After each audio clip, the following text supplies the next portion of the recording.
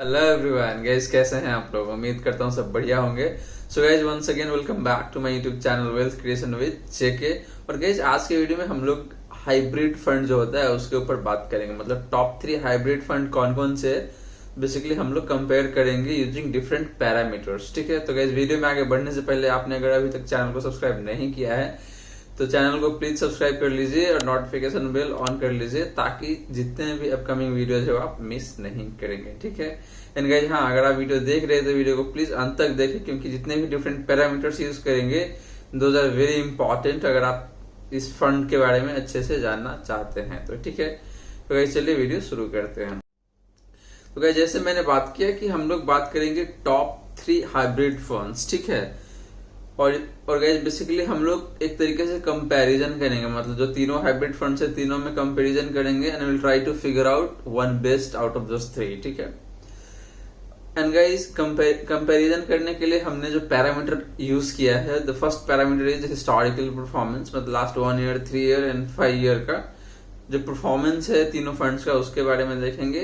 Then guys asset under management, expense ratio, portfolio allocation, top 10 holdings जो है तीनों fund का वो देखेंगे। And then guys portfolio valuation and at the end देखेंगे कि रिस्क प्रोफाइल कैसी है मतलब इन तीनों फंड का। ठीक है, और गाइस पोर्टफोलियो होल्डिंग में हम लोग देखेंगे कि ओवरलैपिंग भी कैसा है। ठीक है, तो ये भी चेक करेंगे। एंड देन गाइस देखेंगे कि पोर्टफोलियो टर्नओवर रेशियो जो होता है ना वो भी चेक करेंगे हम लोग साथ के साथ। ठीक है, तो देखा जाए तो मोटा मोटी 7 से 8 मतलब 8-9 जो पैरामीटर है वो यूज करेंगे हम लोग। ठीक है, तो गाइस चलिए देखते हैं पहला पैरामीटर आपका जो हिस्टोरिकल परफॉर्मेंस है उसके ऊपर। ठीक है, तो गाइस जैसे मैंने बताया कि हम लोग last 1 year, 3 year and 5 year का जो हिस्टोरिकल परफॉर्मेंस है या फिर आप कह लीजिए कि जो रिटर्न्स दिया है मतलब हिस्टोरिकल रिटर्न्स है तीनों फंड का वो कैसा है। ठीक है, तो गाइस अगर बात करें हम लोग bank of India Axa mid and small cap equity and debt fund का, तो गाइस इसने लास्ट 1 ईयर में अगर देखें तो 73% का रिटर्न दिया है। अगर लास्ट 3 ईयर की बात करें तो गाइस 21% का, एंड लास्ट 5 ईयर की बात करें तो 18% का। ठीक है, तो गाइस ये जितने भी रिटर्न्स की हम बात कर रहे हैं एनुअलाइज रिटर्न्स है। ठीक है, मतलब लास्ट 3 ईयर एंड 5 ईयर का भी है जो एनुअली उसको निकाला गया है। तो 21% in last 3 year and 18% in last 5 year। ठीक है, similarly for Canara Robeco equity hybrid fund अगर देखे तो लास्ट 1 ईयर में 45% का रिटर्न दिया है, लास्ट 3 ईयर में 19% एंड लास्ट 5 ईयर में 16% पर एनम। ठीक है, similarly Kotak equity hybrid fund है उसका अगर देखे तो लास्ट 1 ईयर में 52%, लास्ट 3 ईयर में 19% एंड लास्ट 5 ईयर में आपका 14%। ठीक है, बट गाइस अगर हम कैटेगरी एवरेज की बात करें, ठीक है, तो कैटेगरी एवरेज में अगर हम देखें तो लास्ट 1 ईयर में 52% का है, एंड देन लास्ट 3 ईयर में 17% एंड लास्ट 5 ईयर में 14% का है। ठीक है, तो गाइस अगर यहाँ पे मतलब सिर्फ और सिर्फ रिटर्न्स की बात करें तो guys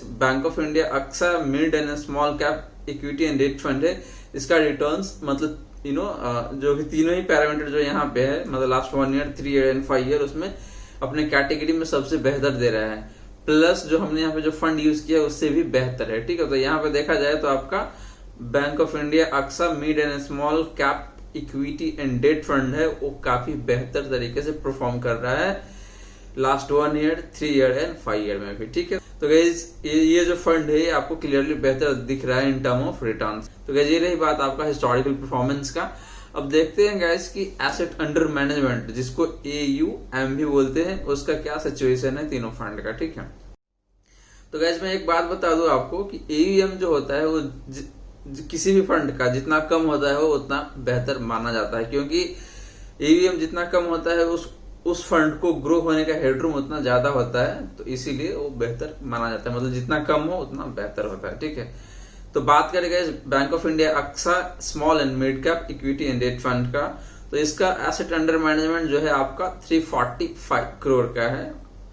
similarly Canara Robeco equity hybrid fund की बात करें तो गाइस यहाँ पे 6492.78 करोड़ और कोटक इक्विटी हाइब्रिड फंड का 1986.17 करोड़ का है। ठीक है, तो गाइस यहाँ भी अगर हम देखें तो आपका बैंक ऑफ इंडिया अक्सा है उसका जो एसेट अंडर मैनेजमेंट है वो तीनों में से कम है। ठीक है, तो यहाँ भी आपका जो बैंक ऑफ इंडिया अक्सा है वो ज्यादा बेहतर दिख रहा है, इन टर्म ऑफ आपका एसेट अंडर मैनेजमेंट भी, ठीक है। तो इसीलिए यहाँ पे आपका bank of India Axa small and mid cap equity in debt fund है वो ज्यादा बेहतर दिख रहा है आपका, ठीक है। देन गाइस बात करें नेक्स्ट पॉइंट का, जो है आपका एक्सपेंस रेशियो का, ठीक है। गाइस ये एक्सपेंस रेशियो, उसके बाद आपका एसेट अंडर मैनेजमेंट, ये सब क्या है, मतलब इसके बारे में मैंने ऑलरेडी अपने जो पिछले वीडियोस है उसमें ऑलरेडी मैंने डिटेल में एक्सप्लेन कर रखा है। तो अगर आपने वो वीडियो नहीं देखा है तो मैं वीडियो का लिंक डिस्क्रिप्शन में डाल दूंगा या फिर आई बटन में भी डाल दूंगा, तो वहां से जाके आप देख सकते हैं, आपको बड़ी आसानी से समझ में आ जाएगा जितने भी पॉइंट्स है सारे के सारे। तो गाइज हम बात कर रहे थे एक्सपेंस रेशियो का। तो गाइज एक्सपेंस रेशियो भी, मतलब एक्सपेंस रेशियो जितना कम होता है उतना ही बेहतर माना जाता है, आपके पॉकेट से उतना कम खर्चे होंगे, ठीक है।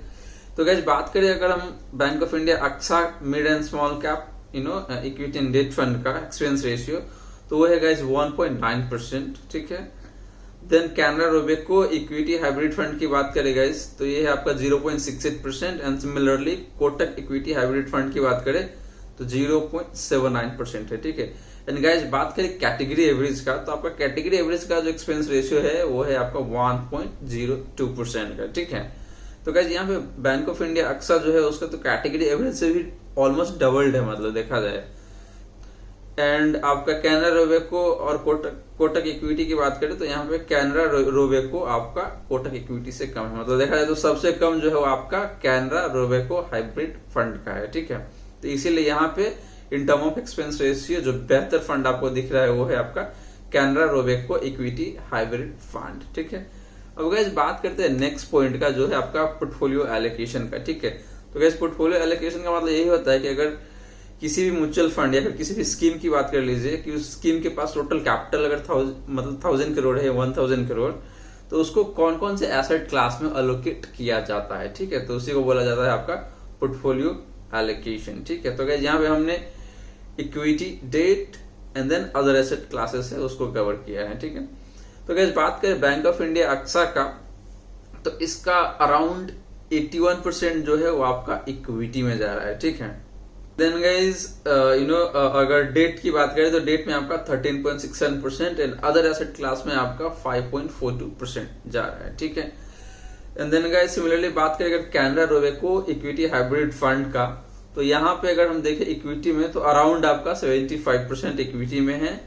एंड देन गाइज अगर बात करें डेट में, तो डेट में यहाँ पे 22.16% है एंड अदर एसेट क्लास में 2.94, अराउंड 3 कह लीजिए आप, 3% के आसपास में ये अदर एसेट क्लासेस है वहां पे इन्वेस्ट करता है, ठीक है। सिमिलरली अगर बात करें कोटक इक्विटी हाइब्रिड फंड का, तो यहाँ पे जो इक्विटी में जो एसेट एलोकेशन है अराउंड 77% का है। एंड देन आपका डेट की बात करें तो around 16% and other asset class है वहां पे अराउंड 7%, यानी कि 7.29% है, ठीक है। तो गाइस यहाँ देखिए तो तीनों ही फंड का जो कॉन्सेंट्रेशन टुवर्ड्स इक्विटी थोड़ा ज्यादा है, मतलब इक्विटी की तरफ झुकाव ज्यादा है तीनों ही फंड का। गाइस हाइब्रिड फंड की अगर मैं बात करूं तो हाइब्रिड फंड 3 तरीके का होता है, ठीक है। एक तो होता है आपका अग्रेसिव, दूसरा होता है आपका कंजर्वेटिव, और जो बीच का जो होता है उसको बैलेंस भी बोला करते हैं, ठीक है। एग्रेसिव के केस में ये होता है गाइस कि यहाँ पे रिस्क प्ले ज्यादा किया जाता है, जिसमें होता क्या है कि इक्विटी की तरफ मतलब वेटेज जो है वो ज्यादा होता है जो पोर्टफोलियो होता है उसका, ठीक है, क्योंकि रिटर्न्स ज्यादा कमाना होता है, इसीलिए इसको एग्रेसिव हाइब्रिड फंड वाला करते हैं।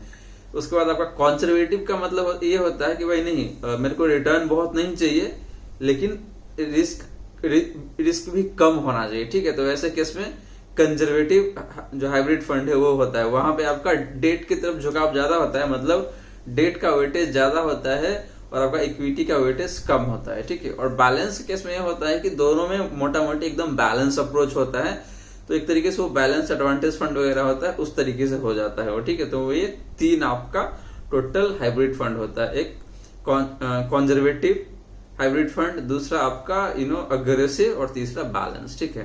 तो गाइस हमारे इस केस में देखें तो तीनों का मतलब तीनों ही फंड का जो कॉन्सेंट्रेशन टुवर्ड्स इक्विटी ज्यादा है, ठीक है। तो ये तीनों एक तरीके से देखा जाए तो आपका एग्रेसिव हाइब्रिड फंड ही हुआ, ठीक है। बट गाइज इसमें भी अगर हम Canara Robeco equity hybrid fund की बात करें तो उसका डेट में इन तीनों में सबसे ज्यादा है, मतलब 22.16% है। और बाकी में देखें तो बैंक ऑफ इंडिया अक्सा में आपका 13.67 और कोटक इक्विटी में देखें तो 16% का, ठीक है।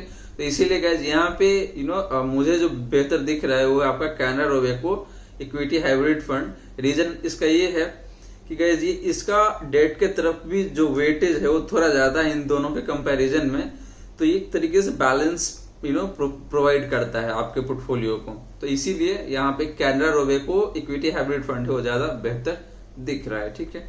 अब गाइज बात करते हैं टॉप 10 होल्डिंग्स का, ठीक है। तीनों ही फंड का अगर हम टॉप 10 होल्डिंग्स की बात करें तो गाइज अगर हम बैंक ऑफ इंडिया अक्सा की बात करें पहले, तो यहाँ पे अगर आप देखेंगे तो इसका पोर्टफोलियो का जो कॉन्सेंट्रेशन कह लीजिए वो towards mid cap and small cap ज्यादा, इसका नाम ही है small cap and mid cap equity and debt fund. तो इसमें लार्ज कैप में ये इन्वेस्ट नहीं करते हैं, क्योंकि इसमें देखिए अगर हम तो कैम्स सबसे पहला जिसका 4% के आसपास में होल्डिंग है। गाइज ये होल्डिंग में नहीं बता रहा हूँ आपको, आप यहाँ वीडियो को पॉज करके देख सकते हैं कि कौन से स्टॉक का कितना परसेंटेज होल्डिंग है, ठीक है। तो पहला अगर हम बात करें गाइज तो आपका जैसे मैंने बोला कि कैम्स है, कैम्स, देन आपका persistent system, APL Apollo, Astral Poly, Navin fluorine, Gujarat gas, Atul limited, Minda industry, Dalmia Bharat limited and Coforge. मतलब सारा का सारा अदर मिड कैप है या फिर स्मॉल कैप है, ठीक है। सिमिलरली अगर गाइस हम बात करें कैनरा रोबेको का, तो यहाँ पे आपका लार्ज कैप स्टॉक से उस तरफ ज्यादा झुकाव है अगर देखे तो गाइस इसमें अगर जैसे हम दिख रहा है कि पहला आपका HDFC bank limited, then ICICI bank, Infosys, Reliance industry, Bajaj finance, TCS, Axis bank, HDFC, State Bank of India है, लार्सन एंड टोब्रो। मतलब टॉप 10 में देखे तो सारा का सारा ही लार्ज कैप स्टॉक्स है यहाँ पे, ठीक है। सिमिलरली अगर गाइस बात करें हम लोग कोटक इक्विटी का, तो यहाँ भी देखा जाए तो ये मिक्स है, मतलब अगर टॉप 10 में देखे तो मिड कैप भी है और लार्ज कैप भी है थोड़ा सा यहाँ पे, ठीक है। तो पहला अगर देखा तो यहाँ पे ICICI bank, then Infosys, HDFC bank, State Bank of India आपका, then Reliance industry, TCS, Axis bank, JK cement, Thermax and then Century Plywood India limited. तो गाइस आपका अगर हम बात करें बैंक ऑफ इंडिया अक्सा का, तो वो बिल्कुल डिफरेंट है मतलब अगर तीनों में हम कंपेयर करें तो बैंक ऑफ इंडिया अक्सा है वो टोटली डिफरेंट आपको दिख रहा होगा। लेकिन आपका जो कैनरा रोबेको और कोटक इक्विटी है वो कहीं ना कहीं एक तरीके से ओवरलैप हो रहा है। देखो तो एचडीएफसी बैंक भी कॉमन है, इन्फोसिस भी कॉमन है, आईसीआईसीआई बैंक भी कॉमन है, रिलायंस इंडस्ट्री भी कॉमन है आपका, उसका टीसीएस भी कॉमन है। तो इस तरीके से काफी हद तक ओवरलैप हो रहा है, एटलीस्ट टॉप 10 वाले स्टॉक्स है वो, ठीक है। तो गाइज यहाँ पे कंक्लूजन हम ये निकाल सकते हैं कि अगर आपको रिस्क प्ले ज्यादा करना है, सिंस बैंक ऑफ इंडिया अक्सर जो है आपका स्मॉल एंड मिड कैप में ज्यादा इन्वेस्ट करता है, तो ये ऑब्वियसली रिस्की ज्यादा हो जाता है। तो अगर आपको रिस्क प्ले ज्यादा करना है तो ऑब्वियसली रिटर्न ज्यादा होता है वहां पे, तो आप जा सकते हैं यहाँ पे देखा जाए तो बैंक ऑफ इंडिया अक्सा के साथ, ठीक है। मतलब ये बेटर दिख रहा है in term of returns, but guys risk भी है वहां पे, ठीक है। लेकिन अगर आप बैलेंस अप्रोच लेके जाना चाहते हैं कि नहीं ठीक है बहुत ज्यादा रिस्क नहीं लेना है और मतलब रिटर्न्स भी ठीक ठाक चाहिए, तो इस केस में आप आइदर लाइक आपका कैनरा रोबेको या फिर कोटक हाइब्रिड फंड जो है उसके साथ भी जा सकते हैं, ठीक है गाइस। तो गाइस अगर यहाँ पे देखे इन टर्म ऑफ टॉप 10 होल्डिंग्स तो तीनों ही ठीक ही दिख रहा है, बट डिपेंड करता है आपके पर्सपेक्टिव के ऊपर, ठीक है। मतलब अगर आप रिटर्न्स की तरफ जाना चाहते हैं then go with bank of India Axa, and अगर आपको थोड़ा सा मतलब रिस्क कम चाहिए एंड रिटर्न भी उस हिसाब से कम मिलेगा, देन इन दैट केस आप कैनरा रोबेको या फिर कोटक इक्विटी जो है उसके साथ भी जा सकते हैं, ठीक है। अब गाइस यहाँ पे अगर हम बात करें पोर्टफोलियो टर्नओवर रेशियो का, ठीक है। गाइस पोर्टफोलियो टर्नओवर रेशियो का मतलब ये होता है कि कितना फ्रिक्वेंटली एक म्यूचुअल फंड स्कीम है कितना फ्रिक्वेंटली अपना स्टॉक्स को चेंज करता है, ठीक है। तो बात करेंगे इस बैंक ऑफ इंडिया अक्सा का, तो इसका जो पोर्टफोलियो टर्नओवर रेशियो है वो है आपका 105%। देन गाइस बात करें हम लोग कैनरा रोबेको का, तो इसका 84%। एंड देन बात करें कोटक इक्विटी हाइब्रिड फंड का, तो ये है आपका 22.71%, ठीक है। तो गाइस यहाँ अगर देखें तो जो आपका पोर्टफोलियो टर्नओवर रेशियो है वो सबसे कम आपको दिख रहा है कोटक इक्विटी हाइब्रिड फंड है उस केस में, ठीक है। कैसे अगर कैटेगरी एवरेज की बात करें तो अराउंड 144% का पोर्टफोलियो टर्नओवर रेशियो है। तो तीनों ही फंड का पोर्टफोलियो टर्नओवर रेशियो है जो अपने कैटेगरी एवरेज से तो बहुत ही कम है, बट गाइस अगर इन तीनों को कंपेयर करें तो आपका कोटक इक्विटी हाइब्रिड फंड है उसका सबसे कम है, ठीक है। गाइस ये पोर्टफोलियो टर्नओवर रेशियो जितना कम होता है उतना बेहतर माना जाता है, क्योंकि इससे ये पता चलता है कि आपके जो फंड है या फिर स्कीम है उसको अपने जो स्टॉक सिलेक्शन उस पर ज्यादा ट्रस्ट है, इसलिए वो फ्रिक्वेंटली चेंज नहीं करता है, ठीक है। तो यहाँ पे अगर देखा जाए पोर्टफोलियो टर्नओवर रेशियो के केस में तो कोटक इक्विटी हाइब्रिड फंड वो ज्यादा बेहतर दिख रहा है, बट तो यहाँ पे अगर देखें तो एटलीस्ट मतलब ये ज्यादा स्टेबल दिख रहा है, ठीक है। तो गाइस ये रही बात आपका टॉप 10 होल्डिंग्स का पोर्टफोलियो ओवरलैपिंग का, या फिर आप कह लीजिए पोर्टफोलियो टर्नओवर रेशियो की बात, ठीक है। अब गाइस बात करते हैं पोर्टफोलियो वैल्यूएशन का। गाइस ऑलरेडी मार्केट देखा जाए तो 18,000 आ चुका है, अगर देखें तो निफ्टी 18,000 है, सेंसेक्स आपका 60,000 आ चुका है। तो ये मार्केट काफी स्ट्रेच है, अगर देखा जाए वैल्यूएशन भी सारे स्टॉक्स का स्ट्रेच हो चुका है, ठीक है। तो इस केस में आपको जो पोर्टफोलियो है तीनों फंड का उसका वैल्यूएशन भी देखना बहुत ही इंपॉर्टेंट हो गया है, ठीक है। तो गैस अगर बात करें बैंक ऑफ इंडिया अक्सा का, तो गैस हमने मतलब वैल्यूएशन के लिए जो प्राइस अर्निंग रेशियो है वो भी लिया है और प्राइस टू बुक रेशियो जो होता है उसको भी कंसीडर किया है, ठीक है। तो पहला गैस अगर हम देखें bank of India Axa mid and small cap equity and debt fund का, तो इसका पी रेशियो की बात करें गैस तो ये 42 के मल्टीपल पे ट्रेड हो रहा है। इसका टोटल पोर्टफोलियो का जो एवरेज पी है वो 42 है। प्राइस टू बुक रेशियो की बात करें गैस तो 7.24 टाइम्स है। सिमिलरली अगर हम Canara Robeco equity hybrid fund की बात करें तो इसका पी रेशियो 33.92 अराउंड 34 कह सकते हैं इसको। And then guys price to book ratio अगर बात करें तो ये 4.52 के मल्टीपल्स पे है, ठीक है। सिमिलरली अगर हम कोटक इक्विटी हाइब्रिड फंड की बात करें गाइस तो यहाँ पे आपका जो P ratio price earning ratio जो है वो अराउंड 26.7 के मल्टीपल पे है। एंड देन गाइस बात करें प्राइस टू बुक रेशियो का तो वो 3.73 के मल्टीपल पे है, ठीक है। तो गाइस यहाँ पे इन टर्म ऑफ वैल्यूएशन जो है आपका कोटक इक्विटी हाइब्रिड फंड ज्यादा बेहतर दिख रहा है आपको, क्योंकि इसका वैल्यूएशन चाहे बात हम प्राइस टू अर्निंग रेशियो की करें या फिर प्राइस टू बुक वैल्यू की करें, दोनों ही कम है, मतलब बाकी जो दो है उससे, ठीक है। बात करते हैं रिस्क एलिमेंट का, ठीक है, कि मतलब कौन से फंड में कितना रिस्क इन्वॉल्व है या फिर कह लीजिए कितना ज्यादा रिस्की है कौन सा फंड है, ठीक है। तो गाइस इसके लिए हमने 3 पैरामीटर लिया है, एक तो स्टैंडर्ड डेविएशन, दूसरा बीटा और तीसरा हमने लिया है शार्प रेशियो का, ठीक है। तो गाइस अगर बात करें bank of India Axa mid and small cap का, तो इस केस में अगर आप देखें तो स्टैंडर्ड डेविएशन आपको दिख रहा है कि 15.68 है और जो कैटेगरी एवरेज है उसका स्टैंडर्ड डेविएशन है 12.92, ठीक है। तो अपने कैटेगरी एवरेज से काफी ज्यादा ही है, देखा जाए तो मतलब 3-4 पॉइंट ज्यादा है इसका स्टैंडर्ड डेविएशन। सिमिलरली अगर हम बीटा की बात करें गाइस तो बीटा इसका 0.16 है वर्सेस कैटेगरी एवरेज 0.98, ठीक है। एंड शार्प रेशियो की बात करें गाइस तो ये है आपका 0.8 वर्सेस जो कैटेगरी एवरेज है 0.54, ठीक है। तो गैस स्टैंडर्ड डेविएशन भले ही इसका थोड़ा ज्यादा हो लेकिन बीटा अपने कैटेगरी एवरेज से बहुत ही कम है, ठीक है। तो गैस इन टर्म ऑफ अगर देखें गैस स्टैंडर्ड डेविएशन का मतलब ये होता है कि जो मार्केट का जो एवरेज रिटर्न है वहां से आपके पोर्टफोलियो का रिटर्न कितना ज्यादा फ्लक्चुएट होता है, ठीक है। अब गैस अगर हम बात करें यहाँ पे बैंक ऑफ इंडिया अक्सा का, तो इसका जो स्टैंडर्ड डेविएशन है वो है आपका 15.68। इसका मतलब ये हुआ कि आपका पोर्टफोलियो का जो रिटर्न है वो 15.68% से फ्लक्चुएट करेगा। मतलब अगर मान के चले कि मार्केट का जो एवरेज रिटर्न है वो 20 है तो आइदर 20 प्लस 15.68% होगा अगर हम पॉजिटिव साइड में देखें तो, और नेगेटिव साइड में देखें तो 20 माइनस 15.68% होगा। तो ये आपका स्टैंडर्ड डेविएशन बताता है।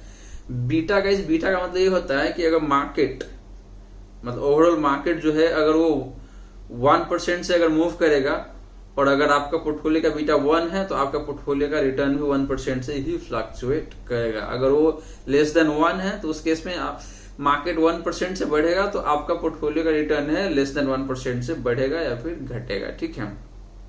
अगर 1% से ज्यादा है तो उस केस में कि मार्केट मतलब 1% से फ्लक्चुएट करेगा तो आपका पोर्टफोलियो का रिटर्न है 1% से ज्यादा से फ्लक्चुएट करेगा। तो ये रही बात आपका बीटा का।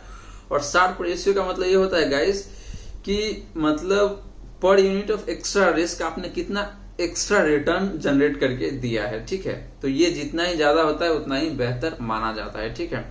तो यहाँ पे देखा जाए तो शार्प रेशियो 0.81 है वर्सेस कैटेगरी एवरेज जो है 0.54, ठीक है। तो देखा जाए तो बीटा भी बेहतर है इस फंड का, एंड देन अगर देखें तो शार्प रेशियो भी काफी बेहतर है। बस इसका स्टैंडर्ड डेविएशन है वो थोड़ा सा कैटेगरी एवरेज से ज्यादा है, ठीक है। अब गाइस बात करें Canara Robeco equity hybrid fund का, तो इसका स्टैंडर्ड डेविएशन देखे गाइस तो ये 14.23% वर्सेस 12.92 आपका जो कैटेगरी एवरेज है। देन गाइस बीटा की बात करें तो गाइस ये 1 पॉइंट के आसपास में है, 1.03 वर्सेस 0.98, मतलब अपने कैटेगरी एवरेज से ज्यादा है। और गाइस बात करें शार्प रेशियो का तो इसका शार्प रेशियो 0.86 है वर्सेस कैटेगरी एवरेज 0.54। सिमिलरली अगर हम कोटक इक्विटी हाइब्रिड फंड की बात करें गाइस तो इसका जो स्टैंडर्ड डेविएशन है वो अराउंड 16 है, 15.9। एंड देन गाइस इसका बीटा देखें तो 0.72 एंड शार्प रेशियो की बात करें गाइस तो 0.76 है यहाँ पे, ठीक है। तो गाइस यहाँ पे अगर मतलब इन टर्म ऑफ रिस्क मैनेजमेंट देखे या फिर कह लीजिए कि कौन सा फंड कितना रिस्की है, अगर इस केस में हम देखें तो guys bank of India Axa mid and small cap वो ज्यादा बेहतर दिख रहा है, क्योंकि इसका बीटा भी देखे तो आप मार्केट बीटा जो है उससे बहुत ही कम है, मतलब जो कैटेगरी एवरेज का बीटा है उससे बहुत ही कम है। और शार्प रेशियो भी ठीक है, मतलब कैटेगरी एवरेज से तो ज्यादा ही है। हाँ, कैनरा रोबेको से इसका शार्प रेशियो थोड़ा सा कम है, बट गाइस बीटा में बहुत ज्यादा का डिफरेंस है दोनों में, ठीक है। Guys in term of risk आपका जो bank of India Axa mid and small cap equity and debt fund जो है वो ज्यादा बेहतर दिख रहा है, ठीक है। ये मतलब थोड़ा सा कम रिस्की नजर आ रहा है आपको, ठीक है।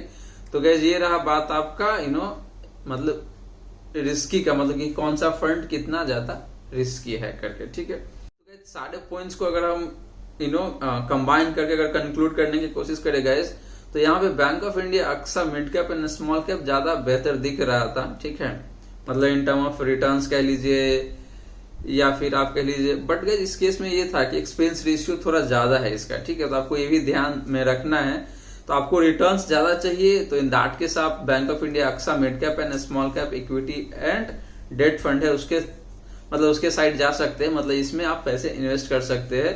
बाकी आपका अपना रिसर्च या फिर आप अपने फाइनेंशियल एडवाइजर से एक तरीके से सलाह तो ले ही सकते हैं, उसके बाद ही आप कहीं भी कोई पोजीशन बनाएं, ठीक है। तो मतलब आपको रिटर्न्स की तरफ ज्यादा ध्यान है, मतलब आपको रिटर्न ज्यादा चाहिए तो आप बैंक ऑफ इंडिया अक्सा के साथ जा सकते हैं, ठीक है। अगर आपको मतलब देखा जाए तो एक तरीके से कि वैल्यूएशन किस फंड का कम है, तो अगर हम कोटक इक्विटी की बात करें गाइस तो यहाँ पे आपका क्या बोलते हैं कि रिटर्न्स तो कम है लेकिन इसका वैल्यूएशन भी अभी कम है, ठीक है।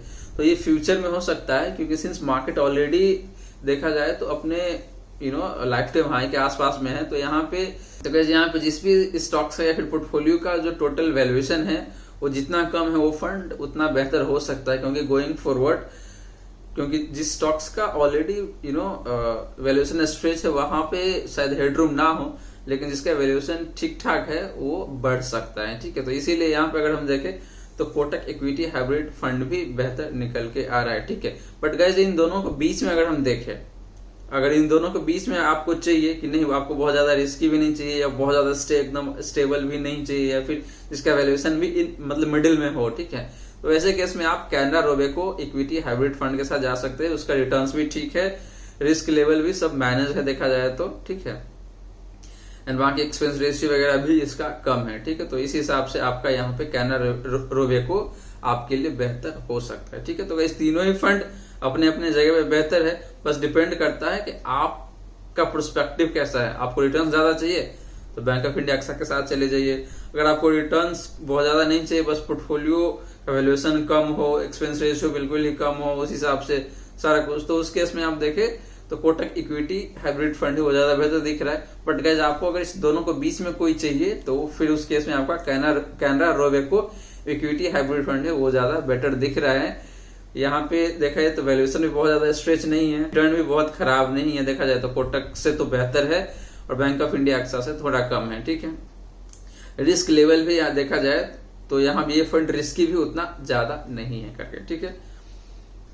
तो गाइज यहाँ पे बस ये आपके पर्सपेक्टिव के ऊपर डिपेंड करता है और उस हिसाब से आप फंड सिलेक्ट कर सकते हैं, ठीक है।